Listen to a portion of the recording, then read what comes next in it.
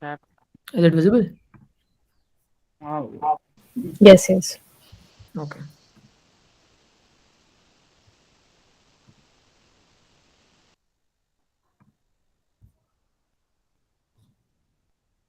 Just let me know when to start. I mean, I think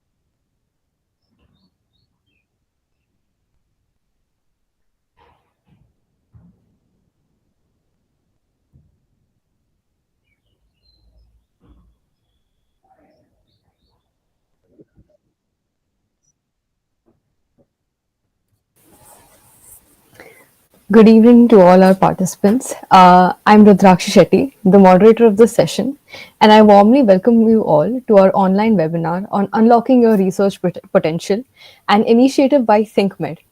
If you don't already know about our organization is led by students who are passionate about medicine and healthcare. We come from diverse backgrounds, ranging from pre med students to those studying about public health, nursing, and other fields. But we all have only one motive, that is, to explore our interests and develop our skills while making a positive impact on our community. We organize various events and activities, quizzes and competitions, workshops such as this one, to promote health awareness and provide resources to those in need.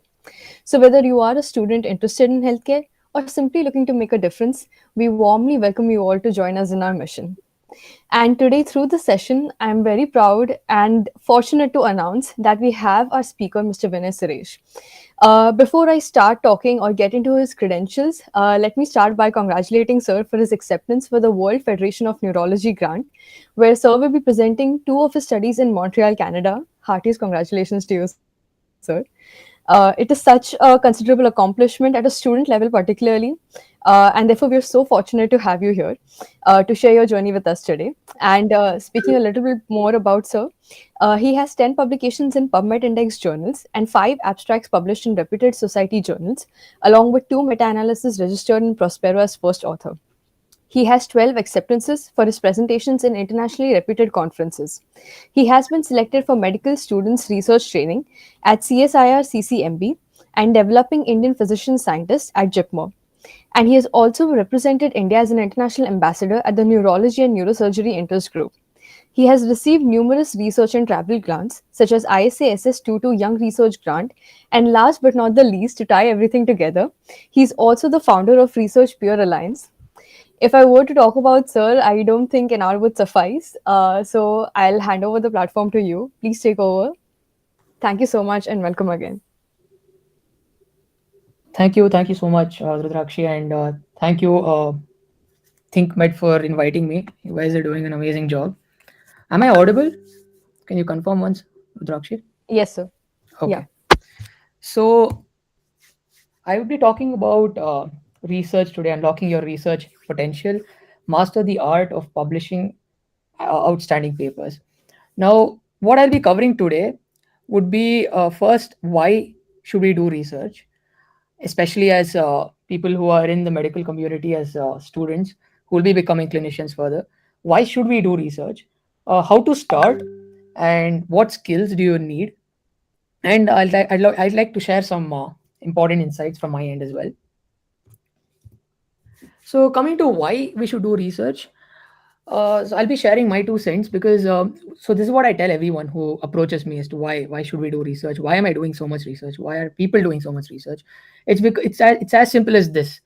So I believe most of our audience are medical students, so we'll end up becoming doctors. We'll join hospitals. We'll join government hospitals. We'll have our private practice, and at the end of the day, we treat patients. And at most, what we do is we extend the patient's life or we improve their quality of life.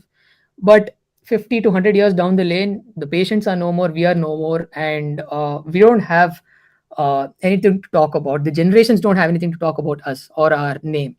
So, research is one way where you can stamp your name in history, because whatever work you do, it gets published. These are electronic databases and they're here to stay for hundreds of years, and your work will be associated with your name forever. I believe that's the most, I mean, that's a very highly motivating factor, actually. And of course, the other reasons are there. We'll have to, I mean, we all are scientifically curious. We want to contribute to scientific progress. And also, research helps us to become a better clinician. Now, there are no stats to prove this. There was one editorial that was published in the Lancet, I think, in 1994. The name of the editorial is "Does Research Make Better Doctors?" There were a lot of responses to this editorial, actually, as I was reading. But one general consensus which we can draw from that is that all doctors should have good training in critical appraisal of research, as quoted by Stephen Evans. Now, what this means is that I feel all of us should at least understand what is research, if not do it, so that we'll be able to differentiate what is good and bad research, and we'll be able to incorporate it in our practice. So moving on to how to actually start. Now, whenever someone asks me how do I start research, I'm not one of those people who would introduce you to a research paper and be in a project and that's how you learn. Of course, involving in a research project will help you. It will give you first-hand experience. But developing the skills comes first for me. And the most important skill is to actually improve your language, uh, specifically English, because that's the primary language used in research. The fluency, grammar, technical, and scientific writing skills. It's one of the most important, if not the most important skill to develop, actually. And then vocabulary, of course. So remember that this is an acquired skill. It's not inherent, right? Many of us, I mean, many people who I meet, they don't have English as their first language. They've been taught different languages throughout our school. They come from different backgrounds, but it doesn't really matter. It's something that's acquired, and it can be developed with time, provided you put in the efforts and the time that's required. Now, some of the few effective strategies that I feel you can use is to make it a habit to read research papers, and also to understand the technical language used. So, this is a paper that was written by Vikas Singh, and this is what they quote. Actually, it has a lot of meaning.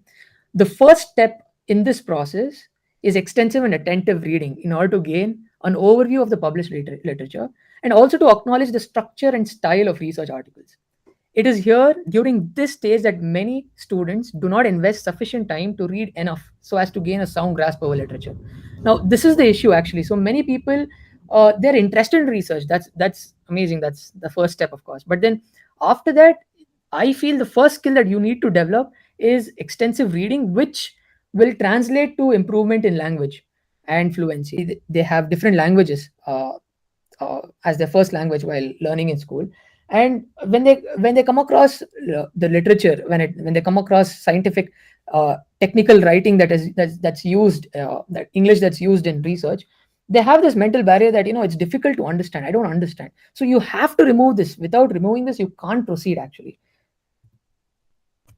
Then I'll be moving on to describing what's the structure of a research paper. I think you have a lot to gain. So, like we are all aware that introduction or background is the first section, followed by methodology, results, and discussion. This kind of varies depending on the study type, but each section has its own distinct style and purpose, and it serves a specific function within the research paper.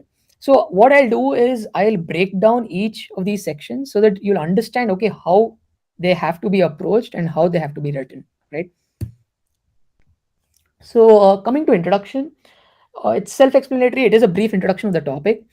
The information must be relevant, and introduction, it should of course convey the purpose of writing the paper, and most likely you'll be writing about something that has something new to add to literature, right? We won't you usually you won't write something that we all know, and you won't write paragraphs and pages of it together.